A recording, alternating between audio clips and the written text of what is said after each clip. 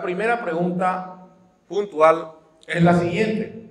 ¿Es Francisco Solano López, hijo de don Carlos Antonio López o de don Lázaro Rojas, padrino de doña Juana Paula Carrillo? Evidentemente que sí es hijo de don Carlos Antonio López. Yo no sé si muchos de ustedes conocen las fotos de los hermanos López. Como se dice vulgarmente, se parecen como galletas. El hermano Benigno, cuando estaba con su uniforme militar, era idéntico a su hermano mayor. Aparte de eso, que existe justamente la fe de bautismo de Francisco Solano López, que es del año 1827, más de un año después del casamiento de don Carlos Antonio López y su señora esposa, doña Juana Paula Carrillo. O sea que acá se demuestra fehacientemente con el escrito de puño y letra del padre, que fue testigo y fue quien bautizó a Francisco Solano López. Esto fue en el año 1827, el 1 de agosto. Vamos a la segunda pregunta.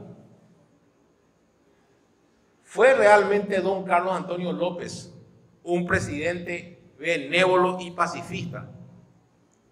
Ya la licenciada nos dio ciertas pautas al respecto. Evidentemente que en la forma misma en que crió a su hijo, a los 19 años lo hizo general de las fuerzas paraguayas. En 1845 declaró la guerra a Rosas y envió a su hijo al mando de las fuerzas militares paraguayas que se deberían unir al general Paz para luchar contra Rosas. Esta guerra no se dio por cosas fortuitas que ahora no vienen al caso, ¿verdad? Pero tenemos otro caso muy importante en el año 1850, cuando fuerzas brasileñas ocuparon el Cerro Pan de Azúcar, que es una localidad situada al norte de Fuerte Olimpo y está a la margen izquierda del río Paraguay, territorio que siempre fue detentado por el Paraguay, ya que las fuerzas que estaban en Olimpo hacían siempre ese recorrido. En 1850, el diplomático brasileño era Alcántara Villagarde, quien estaba intentando hacer un tratado con el Paraguay, cuando fuerzas brasileñas ocuparon este lugar en litigio, lo que motivó que el presidente Carlos Antonio López pidiera encarecidamente el abandono de este lugar. Los brasileños, como siempre, queriendo imponer su famoso uti possidetis, no hicieron caso al pedido de don Carlos Antonio López, por lo que este, con su carácter fuerte, ¿qué hizo? Expulsó por la fuerza a todas estas tropas que estaban ocupando dicho territorio.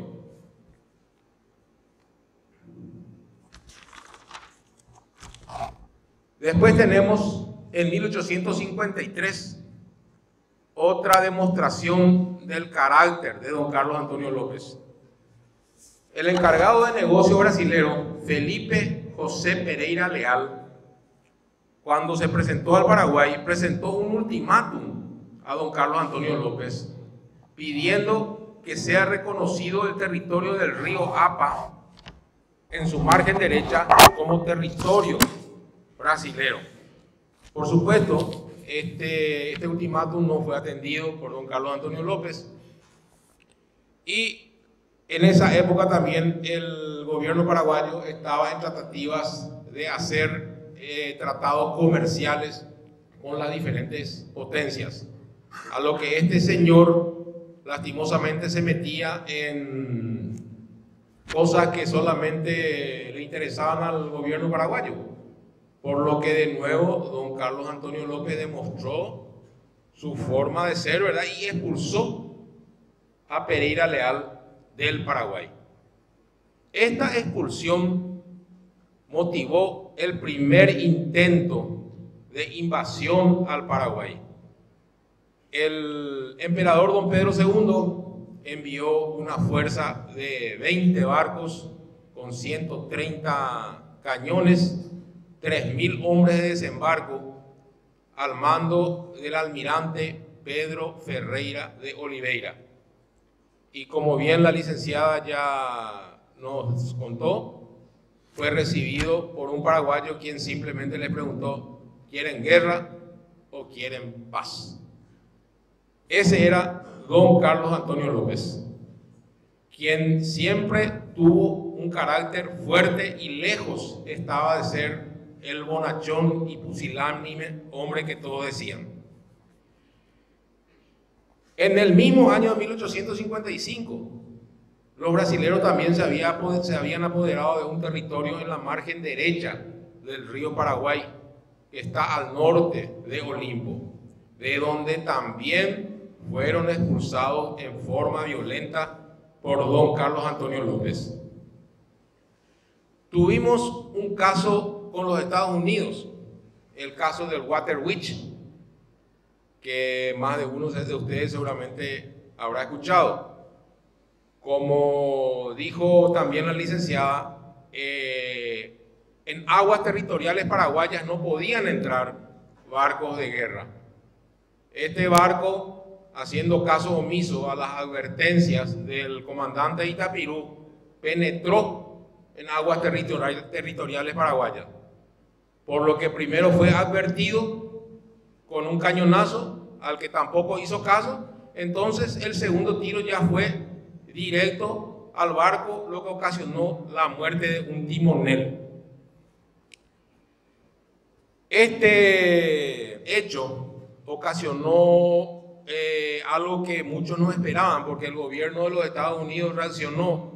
El presidente Buchanan, previa autorización del Congreso, decidió también enviar una formidable escuadra de guerra contra el Paraguay, que era compuesto por 19 buques con 200 cañones de fuerza y 2.500 hombres de desembarco.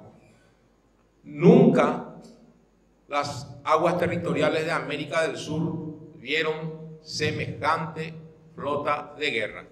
¿Ustedes creen que esto amilanó a don Carlos Antonio López? De ninguna manera.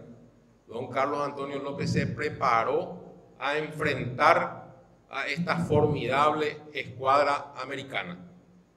Felizmente, y digo bien felizmente, el general Urquiza medió entre los dos países, entre la superpotencia y el Paraguay. Y ahí encontramos que Urquiza justamente dijo en aquel momento que el gobierno del Paraguay estaba enérgicamente decidido a una resistencia heroica. Una reunión considerable de elementos militares se había hecho para defender hasta el último trance la dignidad del país. El inmenso poder de la Unión Americana debió encontrarse con las fuerzas de voluntad de un pueblo y de un gobierno activo de sus fueros nacionales. O sea que, de no ser por Urquiza, hubiésemos entrado en guerra con la gran potencia que es y que fue los Estados Unidos. Tuvimos, además, otras dificultades en la época de don Carlos Antonio López. En esa misma época, en 1857, un uruguayo de nombre Santiago Castap había llegado al Paraguay en 1852 y hacía viajes constantes al Paraguay. Primeramente se presentó con documento uruguayo y luego en 1857 se presentó con un pasaporte británico, pero se vio involucrado con un comité revolucionario de emigrados que vivían en Buenos Aires, por lo que la policía descubrió una conspiración contra el presidente Carlos Antonio López y apresó a este señor más a 12 paraguayos que estaban involucrados en el intento de asesinato. Por supuesto que este señor, como tenía pasaporte británico, apeló al cónsul Henderson para que haga una reclamación al gobierno paraguayo. Por supuesto, esta reclamación no fue atendida por don Carlos Antonio López. Esto fue ya en 1859. Justamente el general entonces, Solano López, estaba en tratativas de pacificar a la Confederación Argentina de Urquiza y a Buenos Aires de Mitre, hecho que se dio en forma brillante. Y cuando él se disponía a abandonar la rada de Buenos Aires en el buque de guerra Tacuarí, se encontró que dos barcos ingleses le salieron al paso e inclusive le tiraron un cañonazo de aviso a la pequeña embarcación que López enviaba para saber qué querían. López, lejos de amilanarse y sin temor alguno, ordenó zafarrancho de combate. Los capitanes, el capitán de nombre Morris y los maquinistas eran todos ingleses, por lo que se desesperaron ante la actitud varonil de Solano López y pidieron por favor que no les obliguen a enfrentarse a sus compatriotas en Londres y podían sufrir persecuciones y todo tipo de juicios por luchar contra su patria.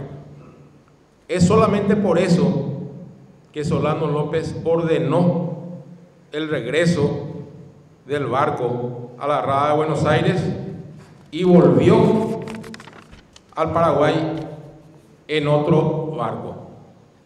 Vamos a pasar a la otra pregunta. ¿Actuó desinteresadamente el Imperio del Brasil al reconocer la independencia del Paraguay? No, señores, no actuó de forma desinteresada. ¿Por qué? Como todos sabrán, el dictador Rosas no reconocía la independencia paraguaya. Siempre decía que el Paraguay era una provincia más de la Confederación Argentina. Entonces, encontramos que el Brasil lo único que quería era oponerse a la idea anexionista de Rosas, porque no le convenía. El representante brasileño en el año 1844 fue Pimenta Bueno, quien vino a reconocer la independencia paraguaya por indicaciones del emperador don Pedro II. Este señor se convirtió en el consejero principal de don Carlos Antonio López y era asiduo visitante de su mesa. Compartían la sal, como decimos nosotros familiarmente. Pero esto no impidió que Pimenta Bueno, en el año 1845, aconsejara a su gobierno que se ocupe el cerro Pan de Azúcar o Fecho dos Morros, como le dicen los brasileños. ¿Por qué él pedía esto? Porque decía que ocupando este territorio le sería mucho más fácil al imperio invadir todo el territorio paraguayo y llegar prontamente a la Asunción. O sea que la hipocresía de Pimenta Bueno era evidente. Por un lado, de manos dadas con don Carlos Antonio López y por otro lado, aconsejando ocupación de un territorio litigioso. Vamos a la cuarta pregunta. ¿Por qué el Imperio del Brasil no recogió el guante tirado por don Carlos Antonio López al expulsar a las fuerzas brasileñas que ocuparon el cerro Pan de Azúcar en 1850? Los brasileños no reaccionaron por una jugada que se estaba desarrollando en el Río de la Plata. En el año 1850, el dictador Rosas se había deshecho de los franceses y de los ingleses. Una lucha que le llevó prácticamente 10 años, donde él salió victorioso. Entonces, ¿qué decidió Rosas a partir de esta victoria? Hacer la guerra al Brasil. Entonces, ¿qué hizo don Pedro II cuando sus fuerzas fueron expulsadas del Cerro Pan de Azúcar en 1850? Tuvo que agachar la cabeza, hacer un tratado con el Paraguay, pues él no podía tener dos frentes de guerra. No podía pelear con el Paraguay en la zona del Mato Grosso y pelear con la Argentina de Rosas, que tenía un ejército poderosísimo. Para que ustedes sepan, el ejército argentino contaba más de 50.000 hombres. El comandante en jefe de la vanguardia del ejército argentino era el general Urquiza, quien contaba con más de 26.000 hombres. Y Rosas en Buenos Aires contaba con más de 27.000 hombres.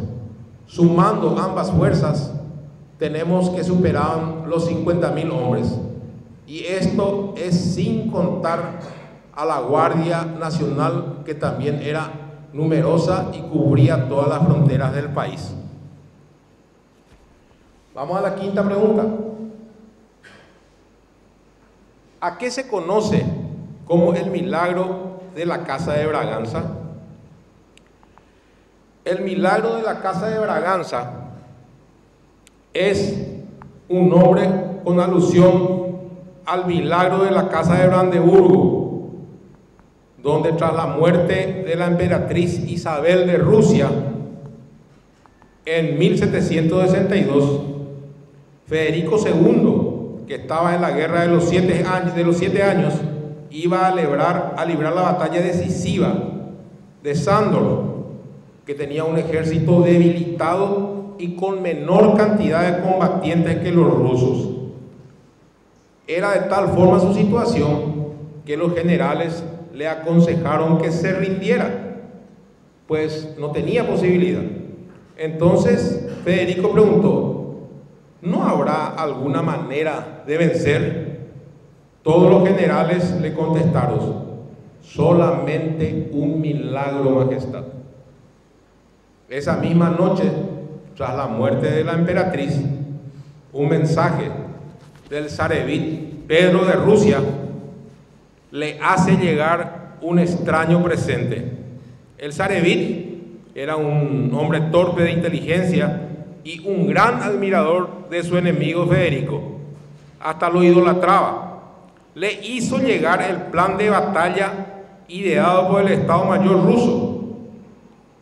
Federico entregó dicho documento a sus generales diciendo: he aquí el milagro de la Casa de Brandeburgo.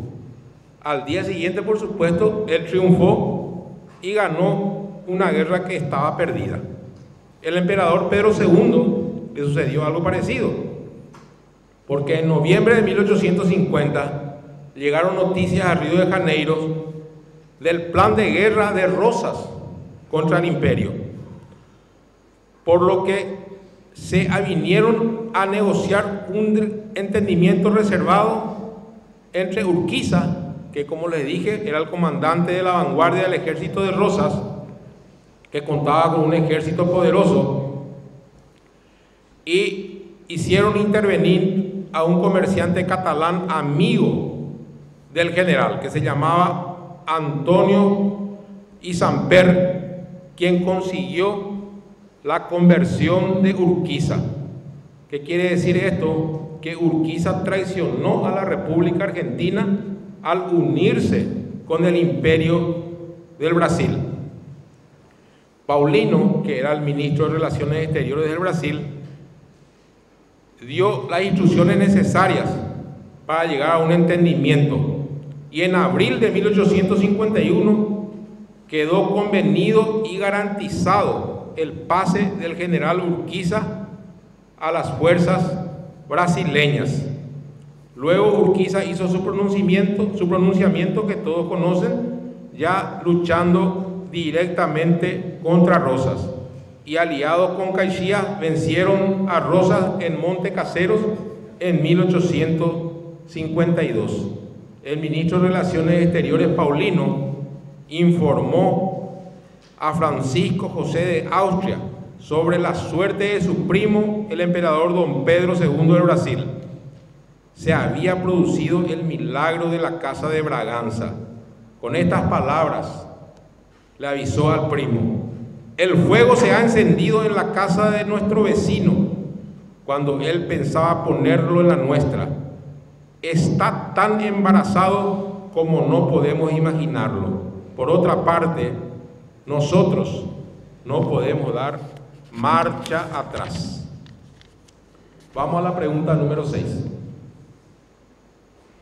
¿Cambió la política del Imperio del Brasil después de la batalla de Caseros?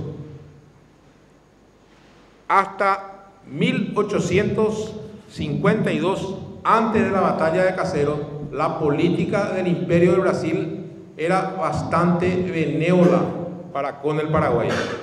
Tal es así que, como les expliqué, en 1850, en vez de responder a la tirada de guante que don Carlos le hizo a la cara de don Pedro II, prefirieron hacer un tratado con el Paraguay, que realmente nunca pensaron cumplirlo, porque una de las cláusulas de ese tratado decía que tanto el Brasil como el Paraguay debían respetar el uti possidendi de cada país en ese año. Me estoy refiriendo a la zona del Mato Grosso, donde los brasileños después siguieron fundando ciudades y fuertes. Ya cité el caso de Pereira Leal, que en 1853 estuvo creando tantos problemas, por lo que fue expulsado y ocasionó la primera tentativa de invasión por parte del Brasil en 1855. En 1856, a raíz del desastre de la tentativa de invasión de parte del imperio, el Brasil entró en negociaciones con Verges y Paraños. Ellos llegaron a un acuerdo de libre navegación, pero no a un acuerdo de límites. Este acuerdo de límites fue aplazado por 6 años entre ambas naciones. Debemos acá notar algo que mucha gente tal vez no se da cuenta. En el mismo año y a solo 3 meses, la Argentina hizo lo mismo con el Paraguay. También demoraron el tratado de límites definitivo por la misma cantidad de años, por el tratado Guido Vázquez. O sea que no se llegó a ninguna solución. Después de estos hechos, Paulino fue enviado también a la Argentina para hacer otro tratado, que fue en marzo de 1856.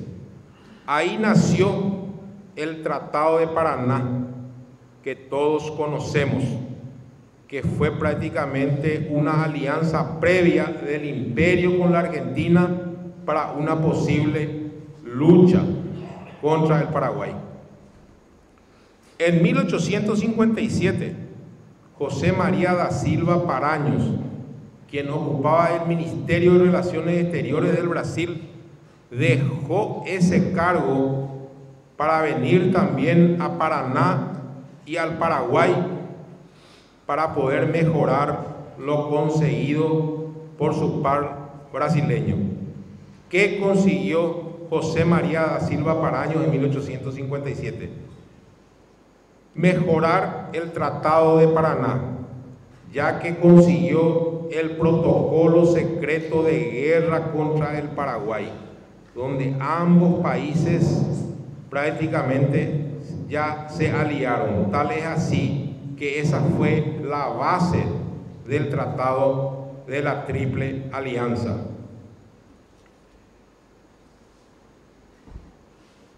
En ese protocolo, la Argentina daba paso libre a las fuerzas brasileñas por todo su territorio para invadir al Paraguay. Y se pusieron de acuerdo también en la cantidad de hombres y armamentos que iba a poner cada país para combatir al Paraguay. Ya en esa época, la Argentina dio a entender al Brasil que una guerra contra el Paraguay sería solamente bien vista si es que abarcaba territorios en litigios, a lo que en su momento el Brasil no estuvo muy de acuerdo, pero tampoco dijo que no. En su libro La Guerra del Paraguay, Ramón Cárcano afirma lo siguiente: después de la alianza de Caseros, todas las convenciones entre los países limítrofes del Plata las concibe, las sugiere y las ejecuta el imperio. Presenta la redacción de los textos, defiende la integridad de las cláusulas, coincide con la parte contratante o vence la resistencia e impone los resultados que anhela. Opera siempre con negociadores eminentes, escuadras de guerras en los puertos, tropas veteranas en las fronteras. Puede decirse, observó también Nabucco, que desde Caseros hasta la Guerra del Paraguay, el Brasil estuvo en posición del Río de la Plata, ejerciendo siempre presión sin necesidad real, sugestionado por todas las visiones de la historia. Vamos a la pregunta número 7. ¿Con qué términos elogiosos se dirigió Mitre a Francisco Solano López en la pacificación de Buenos Aires? Esto pasó por el Pacto de San José de Flores. Mitre trató al entonces general Francisco Solano López como al Leopoldo de América y el gran pacificador. Las personalidades más eminentes de Buenos Aires en noviembre de 1859 regalaron un magnífico álbum como testimonio de agradecimiento y respeto a la interposición amistosa, quien evitó un gran derramamiento de sangre y la paz dichosa y la unión que anhelaban tanto la familia argentina. Bartolomé Mitre encabezaba la firma, aparte de más de 100 hombres prominentes de Buenos Aires. Urquiza afirmó lo siguiente: que ninguna demostración de gratitud será suficiente para honrar su amistad. La República Argentina le debe una muestra de aprecio. La ciudad de Buenos Aires le debe una palma. El general Guido, el doctor Tejedor y Juan Bautista Alberdi se dirigieron hacia Francisco Solano López en los términos más elogiosos. Vamos a la octava pregunta. ¿Fue realmente neutral la República Argentina gobernada por el general Bartolomé Mitre? No lo fue. En 1863 se inició un intercambio de correspondencia entre Solano López y el general Mitre, tratando ambos de llegar a un acuerdo en el tema de límites. Al mismo tiempo, se inició la invasión de Flores al Uruguay. Las tropas revolucionarias partían de Buenos Aires y el mismo Flores fue despedido en su momento por el ministro Gelli Oes de la República Argentina. Es más, en Buenos Aires existía un comité revolucionario pro Flores, donde se alistaban los revolucionarios y se compraban armas y víveres que se enviaban luego a territorio oriental. Esto, por supuesto, ocasionó un pedido de explicación de López al general Mitre, quien no contestó. Se sucedieron varios pedidos de explicaciones del mismo López y de su mismo ministro de Relaciones Exteriores, que Mitre tampoco contestaba. Le llegó a Mitre, por intermedio de su secretario privado, las copias de las correspondencias intercambiadas entre el gobierno oriental y el gobierno paraguayo mediante el doctor Lorenzo Torres, quien agregó que según esas cartas el Paraguay no tenía el menor interés en inmiscuirse en los problemas uruguayos y lo que López ofrecía era una mediación pacífica, que estaba lejos de ser cierto el rumor que hacían correr los periodistas porteños y uruguayos, donde decían que López ocuparía la isla Martín García y que luego atacaría a la República Argentina en complicidad con los uruguayos. Aún así, Mitre, con las copias de estas cartas, no contestó a López. Y Elizalde, por el contrario, en un mensaje claro en la Cámara de Diputados, dijo que el gobierno argentino intentó por todos los medios llegar a un arreglo amistoso con López. Pero lo único que quería era conquistar y que tenía ideas totalmente megalomaníacas y que ocuparía la isla Martín García en convivencia con el gobierno uruguayo. Tenemos también el doctor Gómez, quien increpó a Mitre y el diario El Siglo de Montevideo lo reprodució. Decía lo siguiente: si el hecho asegurado por Paraño es cierto, si usted estaba aliado a Flores y la acción brasileña en el Estado Oriental antes de cuestión alguna con el Paraguay, ¿cómo me hace usted cargos con una carta de Flores recordándole sus compromisos con el Brasil? Se evidencia de esta manera que Mitre siempre estuvo comprometido con el imperio del Brasil para hacer la guerra al Paraguay y que el Uruguay solamente fue un paso del cual se valieron para volver luego sus miradas de conquista hacia el territorio paraguayo. ¿Quién inició realmente las hostilidades en la guerra de la Triple Alianza contra el Paraguay? Según confesara el mismo Marmol, la alianza con el imperio se había acordado en 1864, cuando la entrevista de Elizalde, Saraiva y Flores en las puntas del Rosario. Marmol había dicho: el error es de fechas. La alianza con el Brasil no proviene de abril de 1865, sino de mayo de 1864. Lo mismo confesó el propio Saraiva al historiador brasileño Nabucco, quien lo mencionó en su libro Guerra del Paraguay. El diplomático francés Mailleffer también informó a su gobierno de los sucesos del Plata y que era inminente una guerra contra el Paraguay.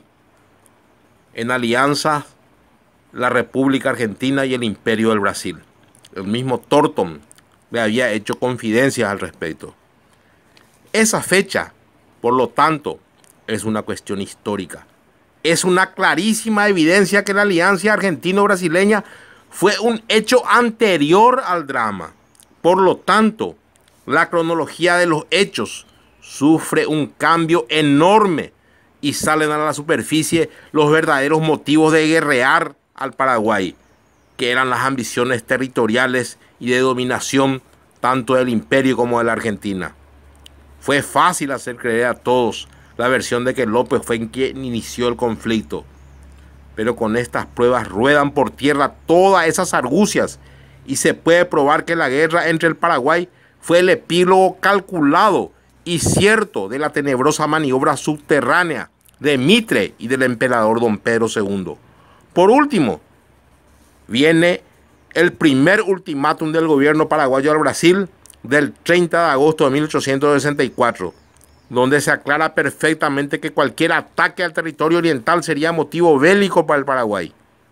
El 3 de septiembre del mismo año se repitió el mismo ultimátum de un mismo tenor.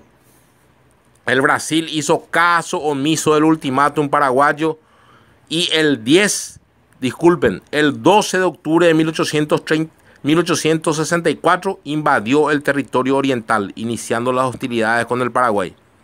El buque Marqués de Olinda, navegando con bandera de guerra en forma provocativa y yendo contra las leyes paraguayas, navegó aguas territoriales con un manifiesto falso de carga, obligando al gobierno paraguayo a actuar con las leyes en la mano, apresando al mismo y no iniciando guerra alguna, como aducen los falsificadores de nuestra historia.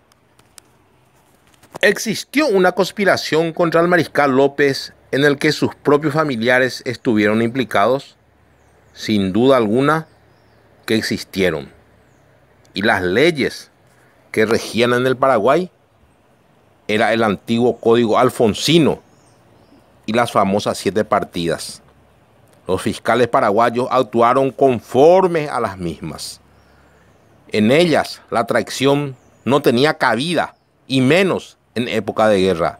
Esto estaba penado con la muerte. Y esta conspiración lastimosamente se gestó dentro de su misma familia. La encabezó su propio hermano Benigno López y su cuñado Saturnino Bedoya y muchos otros, entre los cuales podemos citar al mismo Charles Washburn. Existen 2 pruebas contundentes, aparte de las aparecidas tras los careos en propio juicio. Está, por ejemplo, el informe del cónsul francés en Asunción, Mr. Couberville, quien envió a su gobierno en diciembre de 1967, luego de la llegada de los barcos brasileños a la capital paraguaya, donde estos enemigos mantuvieron una reunión con los principales ciudadanos de la capital. Esto prueba indudablemente que la trama existió. Luego están las memorias del padre Acosta, que fue capellán de la familia López Carrillo, que fue publicada en 1918, en pleno auge del antilopismo. En ese libro, en esas memorias, él confiesa que existió dicha conspiración contra López en el seno de su misma familia. ¿Fueron errores del mariscal Francisco Solano López los ataques al Mato Grosso y a Uruguayana? Particularmente creo que no, pues la espera era imposible, porque el ataque contra el Paraguay luego del triunfo de Flores era un hecho acordado de antemano, y lo demuestran claramente las declaraciones del mismo Flores ante Mitre y la promesa que éste hizo al emperador don Pedro II de unirse a las tropas aliadas y luchar para derrocar a López. Por eso es que López decidió una campaña relámpago. Fue el primero que luego los alemanes también la pusieron en práctica. Él invadió el Mato Grosso con total éxito. Retuvo todo ese territorio litigioso por 3 años continuados. Luego está la campaña de Uruguayana, donde lastimosamente fracasó por la inoperancia de los comandantes paraguayos Robles y La Cuesta y Guerrilla, quienes no hicieron caso a los excelentes planes ideados por el mariscal Francisco Solano López. Esto fue lo que prácticamente inició la derrota del ejército paraguayo, porque si esta campaña uruguayana hubiese salido triunfante y se hubiesen cumplido todos los planes de López, muy diferente hubiese sido toda la historia que conocemos.